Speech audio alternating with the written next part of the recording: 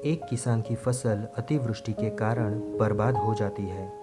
उस किसान के छोटे छोटे दो बच्चे थे। उसके घर पर एक अनाज का दाना भी नहीं बचा था।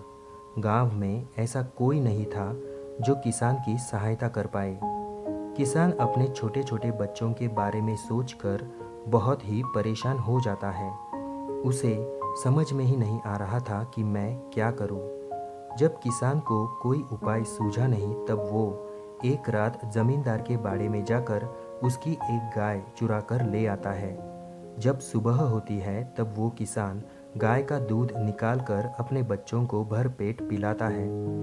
दूसरी ओर जमींदार के नौकरों को पता चल जाता है कि किसान ने जमींदार की गाय चुराई है। जमींदार के नौकर जमींदार से उस किसान की शिकायत करते हैं। तभी जमींदार ने पंचायत में किसान को बुलाया। वहां पर पंचों ने उस किसान से पूछा कि तुम यह गाय कहाँ से लाए। किसान ने कहा कि इसे मैं दूसरे गांव से खरीद कर लाया हूँ। पंचों ने किसान को बहुत घुमा फिरा कर सवाल किया, किंतु किसान इसी जवाब पर अटल रहा। फिर पंचों ने जमींदार से पूछा, क्या ये गाय आपकी है? जमींदार ने किसान की ओर देखा तो किसान ने अपनी आंखें नीची कर ली। तभी जमींदार ने सभी से कहा, पंचों, मुझसे भूल हो गई है, ये गाय मेरी नहीं है। पंचों ने उस गरीब किसान को दोष मुक्त कर दिया और उसे अपने घर जाने दिया। घर पहुंचने पर जमींदार के नौकरों ने जमींदार से झूठ बोलने का कारण पूछा तो जमींदार बोला, मुझे उस किसान की नज़रों में उसका दर्द झलकता हुआ दिख रहा था। मैं उसकी मजबूरी समझ गया। यदि मैं सच बोलता तो उसे सज़ा हो जाती, इसलिए मैंने झूठ बोलकर एक परिवार को संकट समय में से बचा लिया। इतने में ही किसान जमींदार की गाय लेकर उसके घर पर पहुंचता है।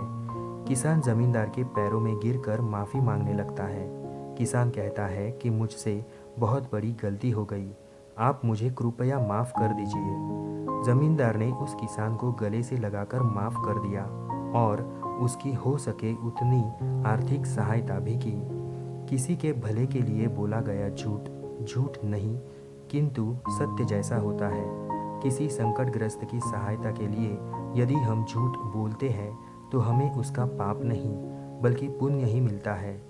हम झूठ बोल सकते हैं, किंतु हमारा इरादा उस झूठ के पीछे नेक होना चाहिए। अगर किसी के भले के लिए हम झूठ बोलते हैं तो हमें भगवान भी माफ़ कर देते हैं। धन्यवाद।